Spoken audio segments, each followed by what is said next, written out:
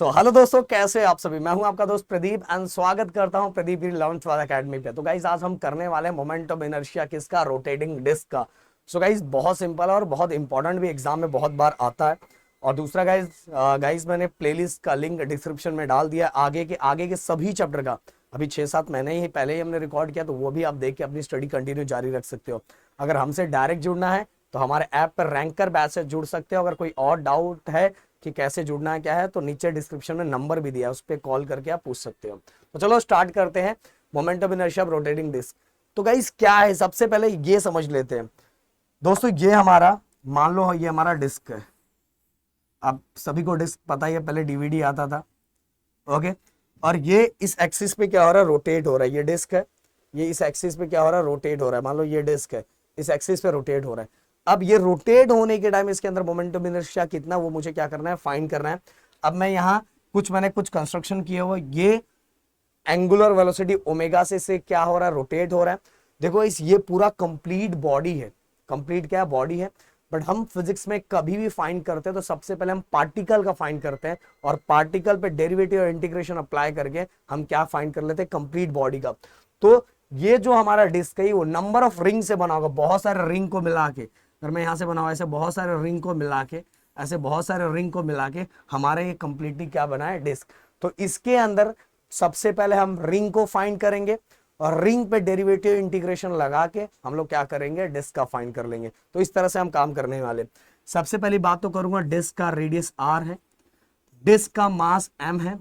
अब मैंने क्या बोला, हम पहले पूरे बॉडी का फाइंड नहीं करेंगे, पार्टिकल मतलब इसके अंदर एक रिंग का फाइंड करेंगे। और ये जो रिंग आपको दिखाई दे रहा है, इसका रेडियस सेंटर से r लिया गया है, और इसका जो विड्थ है, मतलब इसका साइज है, जो रिंग का साइज है, रिंग आप देखते हो, चूड़ी ले लो, ओके, कड़ा ले लो, तो उसका जो विड्थ होता है, जो साइज होता है, उसको हमने dr से लिया हुआ है। किससे लिया, dr से लिया हुआ है। और इसका जो मास है, ये मतलब ये अपना जो रिंग है, ये रिंग का जो मास है उसको क्या लिया, dm लिया हुआ। ओके, तो सब चीजें मैंने बता दी। इसका सेंटर से रेडियस r है, मास dm लिया है, इसका विड्थ कितना है, dr है। क्लियर। अब हम इसके डेरिवेशन को फटाफट सॉल्व करेंगे, और बहुत मजेदार तरीके से सॉल्व करेंगे। प्रदीप सर ने बोला कि सबसे पहले आपको बॉडी का नहीं मिल सकता, सबसे पहले रिंग का हम फाइंड करेंगे। पर स्टार्टिंग हम कैसे करेंगे, surface density of disc, formula आप लोग को पता ही होगा। सरफेस डेंसिटी ऑफ डिस्क क्या होता है, मास अपॉन एरिया। और ये पूरा डिस्क हमारा क्या होता है, सर्कल होता है, एक तरह का सर्कल होता है। अगर एरिया ऑफ सर्कल हमें निकालना रहता है तो हम क्या फॉर्मूला लिखते हैं, हम लिखते हैं पाई आर स्क्वायर। देखो यहाँ कैपिटल आर इसलिए लिख रहा हूं क्योंकि मैं डिस्क के रेडियस की बात कर रहा हूं, इसलिए कैपिटल आर लिख दिया। अब इसको दे दो इक्वेशन नंबर फर्स्ट, ये हो गया हमारा equation number first. Okay, but guys Pradeep sir ने भी बताया सबसे पहले आपको किसका फाइंड करना है, आपको रिंग का फाइंड करना है। ये तो हम आगे पुट करने के लिए हमने लिखा है। तो हम अब moment of inertia of ring, मतलब सरफेस डेंसिटी ऑफ रिंग, तो रिंग का जो मास था, प्रदीप सर ने भी बताया था, रिंग का मास कितना है, dm। तो मास dm अपॉन, अब नीचे क्या लिखना है, एरिया। रिंग का एरिया किस तरह से फाइंड करते हैं कि इसके अंदर कितना एरिया है, इसके अंदर कितना एरिया, रिंग के अंदर है, जो हमारा चूड़ी है या कड़ा है, तो उसके अंदर कितना एरिया है। अगर ये फाइंड करना है तो हम कैसे मल्टीप्लाई करते हैं, ये देखो सर्कल का सरकमफेरेंस है, तो सरकमफेरेंस है तो 2πr, और साथ में इसका विड्थ कितना है, तो विड्थ को हमने क्या लिया, dr लिया। जब ये दोनों को मल्टीप्लाई करेंगे तो हमें एरिया ऑफ रिंग मिल जाएगा। क्या मिल जाएगा, एरिया ऑफ रिंग। तो हम लिखते हैं 2πr dr, लिख दिया। ओके, अब ये हो गया हमारा सेकंड नंबर पे हमने इसको लिख दिया। अब हम थोड़ा इस पे क्रॉस मल्टीप्लाई कर लेंगे, इसका आगे आंसर, मतलब इसको इसके साथ मल्टीप्लाई करेंगे, क्रॉस में इसको इसके साथ मल्टीप्लाई करेंगे। ऐसा हम क्यों कर रहे हैं, इसका आंसर आपको अभी मिल जाएगा थोड़ी देर में, बस रुके रहो। हमने इसको इसके साथ मल्टीप्लाई किया और dm हमें मिल गया। बट हमें तो फाइंड करना, मोमेंट ऑफ इनर्शिया फाइंड करना है ना, तो हम यहाँ मोमेंट ऑफ इनर्शिया का फॉर्मूला लिखेंगे। देखो मोमेंट ऑफ इनर्शिया का फॉर्मूला क्या होता है, I = m × r², यही फॉर्मूला होता है ना। बट हम सबसे पहले एक पार्टिकल का फाइंड कर रहे हैं, पूरे बॉडी का नहीं फाइंड कर रहे हैं, एक पार्टिकल मतलब एक रिंग का फाइंड कर रहे हैं।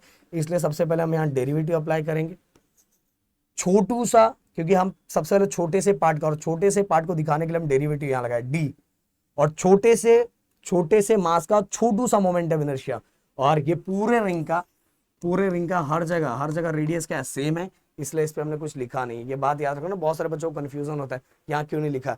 तो हम एक छोटू से पार्ट का फाइंड करें, पूरे बॉडी का नहीं फाइंड करें, छोटू से पार्ट का फाइंड कर ले, इसलिए इसमें हमने डी लिखा हुआ है। और छोटू से पार्ट का छोटू से पार्ट का छोटू सा मोमेंटम इनर्शिया, यहाँ भी डी लगाया।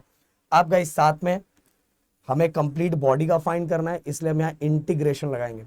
ओके, जैसे ही डेरिवेटिव और इंटीग्रेशन लगा के वापस हम निकाल लेते हैं, अभी तक ये रिंग का है, किसका, रिंग का है, पर जैसे ही इंटीग्रेशन और डेरिवेटिव लगा के हम वापस निकाल लेते हैं, अब समझ लेना ये जो फाइंड करेंगे किसका होगा, बॉडी का होगा, किसका होगा, बॉडी का।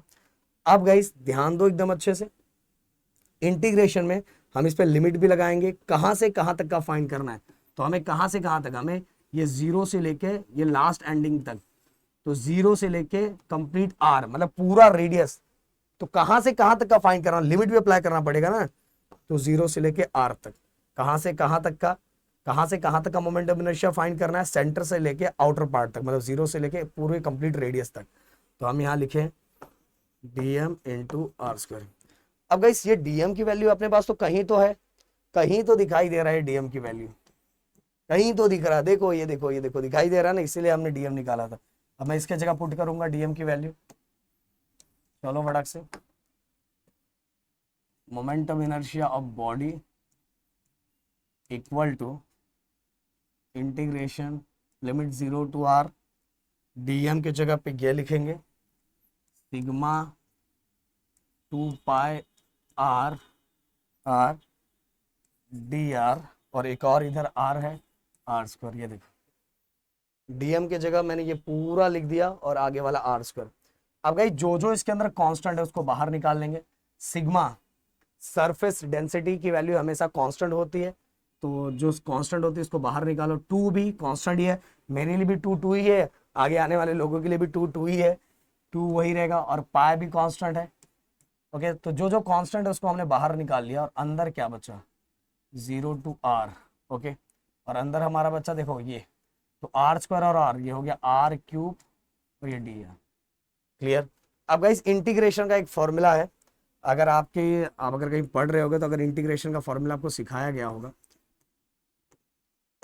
Integration of x square of D x, अगर इंडेक्स में कोई भी नंबर दिया, कोई भी पावर दिया हुआ है, तो बस उसमें 1 प्लस करो और उसी को उससे डिवाइड कर दो, तो इसका आंसर क्या होगा, x⁻³ ओके, अगर पावर में 5 होता तो इसका आंसर क्या होता है, x⁵/5। पावर में 8 होता तो डायरेक्ट आंसर होता है x⁹9/9।